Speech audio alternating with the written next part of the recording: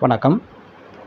தமிழ்நாடு பொறியியல் சேர்க்கைக்காக விண்ணப்பித்திருக்கக்கூடிய மாணவர்கள் மற்றும் விண்ணப்பிக்க இருக்கக்கூடிய மாணவர்களுக்கான ஒரு முக்கியமான வீடியோ இது.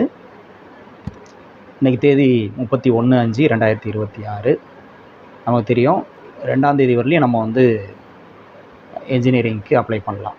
அண்ணா பல்கலைக்கழகத்துக்கு கீழே இருக்கக்கூடிய பொறியியல் கல்லூரிகளில் பொறியியல் படிக்கிறதுக்கு நமக்கு விண்ணப்பிக்கிறதுக்கான அவகாசம் 2/6/2026 வரலையும் இருக்குது. ஜூன் 2ஆம் தேதி வரலையும் சொன்ன 2 நாள் இருக்குது. அதுக்குள்ளே விண்ணப்பிக்காதவங்க விண்ணப்பிச்சிருங்க. சர்டிஃபிகேட் அப்லோட் பண்ணுறது கூட கொஞ்சம் தள்ளி அப்லோட் பண்ணலாம். சர்டிஃபிகேட் அப்லோட் பண்ணுறதுக்கு நமக்கு 6ஆம் தேதி வரலையும் டைம் இருக்குது. ஜூன் 6 வரலையும் டைம் இருக்குது. ஸோ அது கூட ஏதாவது சர்டிஃபிகேட் வரத்துக்கு நமக்கு டிலே ஆகுது அப்படின்னா அந்த 6ஆம் தேதிக்குள்ளே கூட நம்ம அப்லோடு பண்ணிக்கலாம். பட் அப்ளை பண்ணுறது, ஃபீஸ் பே பண்ணுறதெல்லாம் நம்ம 2ஆம் தேதிக்குள்ளே பண்ணிடணும். கடைசி நாள் வரலையும் வெயிட் பண்ணாமல் இன்றைக்கி நாளைக்குள்ளேயே கூட முடிச்சிருங்க. இப்போது இது ஒரு எச்சரிக்கை பதிவு அப்படின்னு போட்டிருக்கோம். என்ன எச்சரிக்கை அப்படின்னு பார்க்குறதுக்கு முன்னாடி நம்ம இந்த என்ஜினியரிங் அட்மிஷனை பற்றி பேசிக்காக சில விஷயங்கள் நம்ம தெரிஞ்சுக்கணும். என்ன அப்படின்னா, நமக்கு தமிழ்நாட்டில் கல்லூரிகள் பொறியியல் படிப்பதற்கான வாய்ப்புகள் அப்படின்னு பார்த்திங்கன்னா,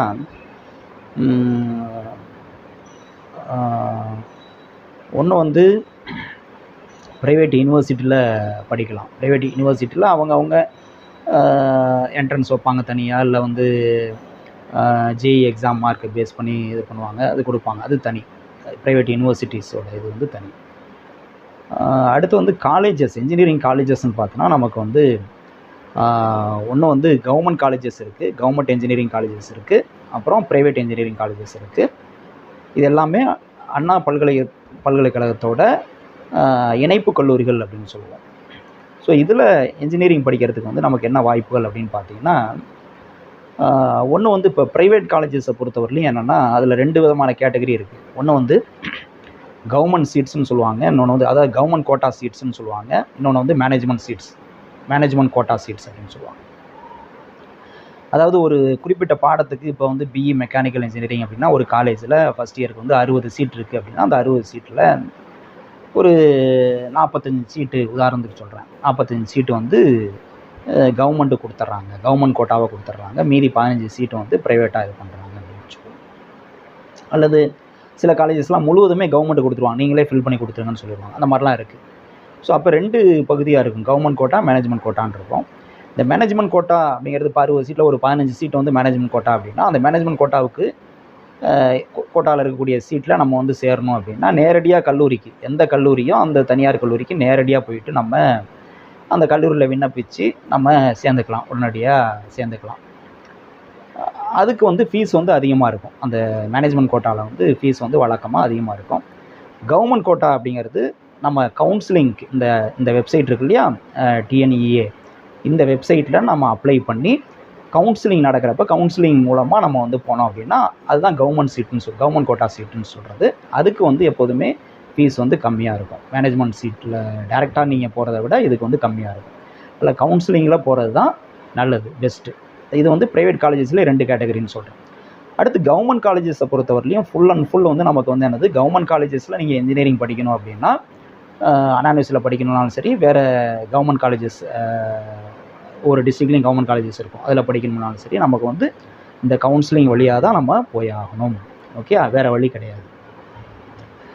ஸோ அப்போ கவுன்சிலிங், இந்த அனானிவர்சிட்டி கவுன்சிலிங் அப்ளை பண்ணி அது வழியாக போகிறது தான் நல்லது. அதில் நீங்கள் நல்ல மார்க் எடுத்துருந்தீங்க அப்படின்னா கவர்மெண்ட் காலேஜில் கிடைக்கும்.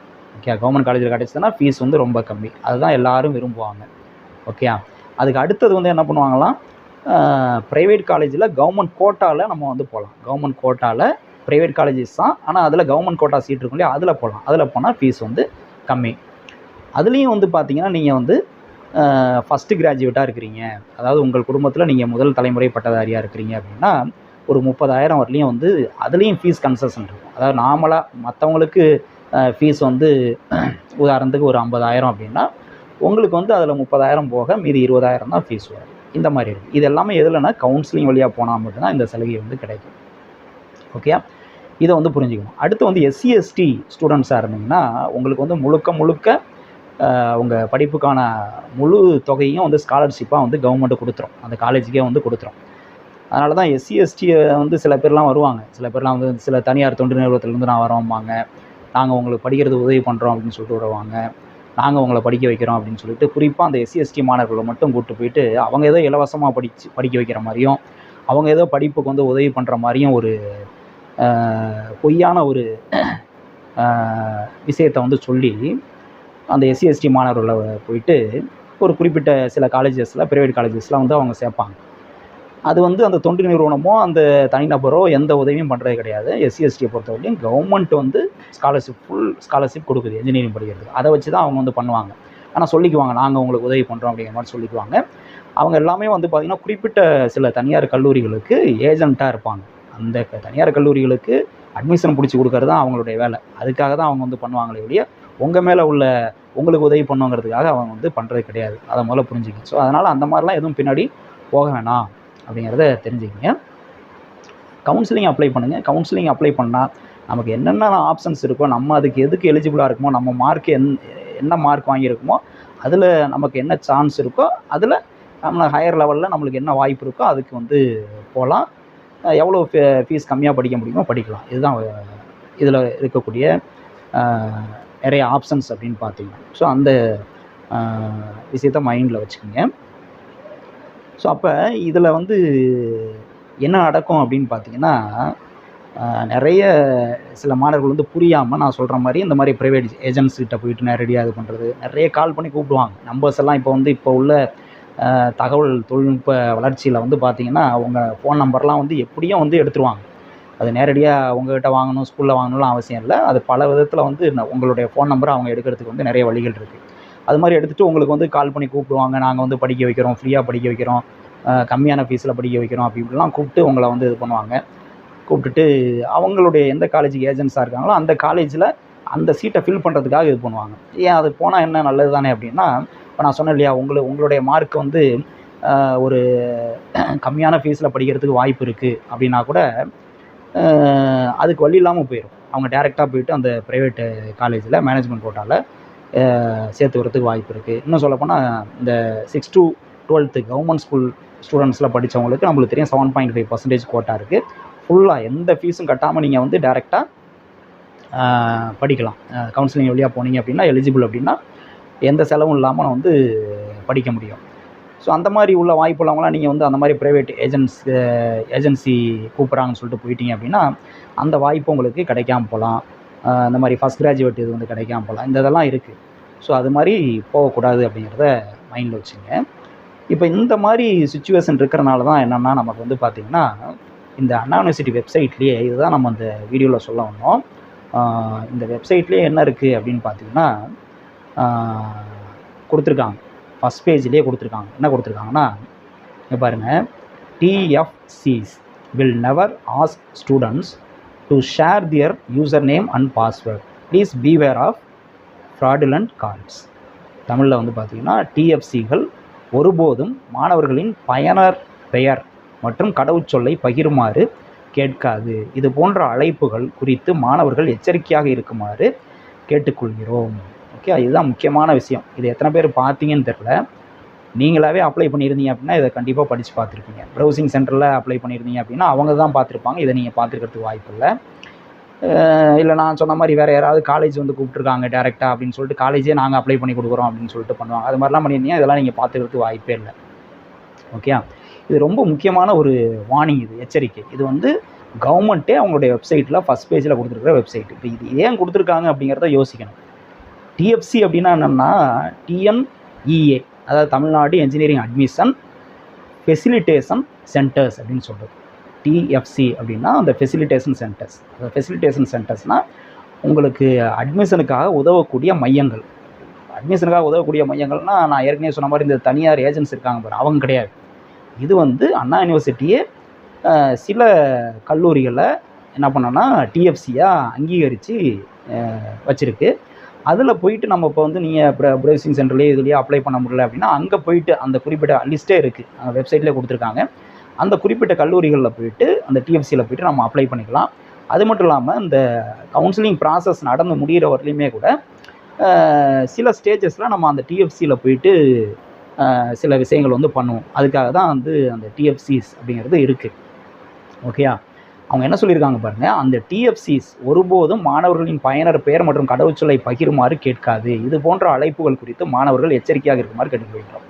அப்போ என்ன சொன்னாங்கன்னா, நான் ஏற்கனவே சொன்னேன் இல்லையா, அந்த ப்ரைவேட் ஏஜென்ட்ஸுங்க வந்து இருப்பாங்க, சில தனியார் கல்லூரிகளுக்காக வந்து நாங்கள் செயல்படுறவங்க இருப்பாங்க. அவங்க உங்களுக்கு வந்து உதவி பண்ணுற மாதிரி என்ன பண்ணுவோம், நாங்கள் ஃப்ரீயாக படிக்க வைக்கிறோம் அப்படின்னு சொல்லிட்டு கால் பண்ணுவாங்க. கால் பண்ணி என்ன பண்ணுவாங்கன்னா, உங்கள் ஃபோன் நம்பர் அவங்ககிட்ட இருக்கும். அது எப்படி இருப்பாங்கன்ட்டு நிறைய வழிகள் இருக்குதுன்னு சொன்னேன். ஆனால் உங்களுடைய பாஸ்வேர்டு, அந்த யூசர் ஐடிங்கிறது ஒரு மெயில் ஐடி போட்டு நீங்கள் ரெஜிஸ்டர் பண்ணியிருப்பீங்க. அந்த மெயில் ஐடி பாஸ்வேர்டு வந்து கேட்பாங்க.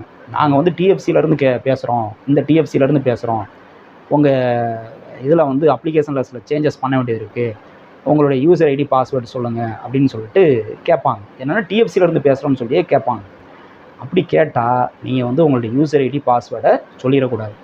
உங்கள் யூசர் ஐடி பாஸ்வேர்டு சொல்லிட்டீங்க அப்படின்னா அதை வச்சு உங்கள் அப்ளிகேஷனில் ஏதாவது சேஞ்சஸ் பண்ணுறதுக்கு வாய்ப்பு இருக்குது, அவங்களுக்கு சாதகமாக. அதாவது சில தனியார் பொறியியல் கல்லூரிகள் அந்த சீட்டை ஃபில் பண்ணுங்கிறதுக்காக உங்களுக்கு கிடைக்கக்கூடிய சலுகைகள் கூட கிடைக்காம அவங்களுடைய நோக்கம் நிறைவேற மாதிரி சில இது பண்ணுறதுக்கு வாய்ப்பு இருக்குது.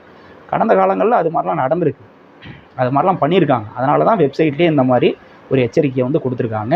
அதனால் நீங்கள் வந்து நீங்களே அப்ளை பண்ணியிருந்தாலும் சரி, இல்லை உங்கள் வீட்டில் அம்மா அப்பாவோ அல்லது வந்து உங்களுடைய வெல்விஷர் உங்கள் ஃபேமிலியில் இருக்கவங்க அப்ளை பண்ணியிருந்தாலும் அந்த வெப்சைட்டுக்குன்னு நீங்கள் யூஸ் பண்ண யூசர் ஐடி பாஸ்வேர்டு அதை வந்து நோட் பண்ணி வச்சுக்கணும். அதை வேறு யாருக்கும் சொல்லக்கூடாது. ஏன்னா இந்த அட்மிஷன் ப்ராசஸ் ஃபுல்லாக முடிகிற வரையும் அது நம்மளுக்கு வந்து தேவைப்படும். அதை வச்சு தான் நம்ம வந்து இந்த வெப்சைட்டுக்குள்ளே போயிட்டு நம்ம வந்து இந்த கவுன்சிலிங் ப்ராசஸ் ஃபுல்லாகவே வந்து பண்ணுவோம்.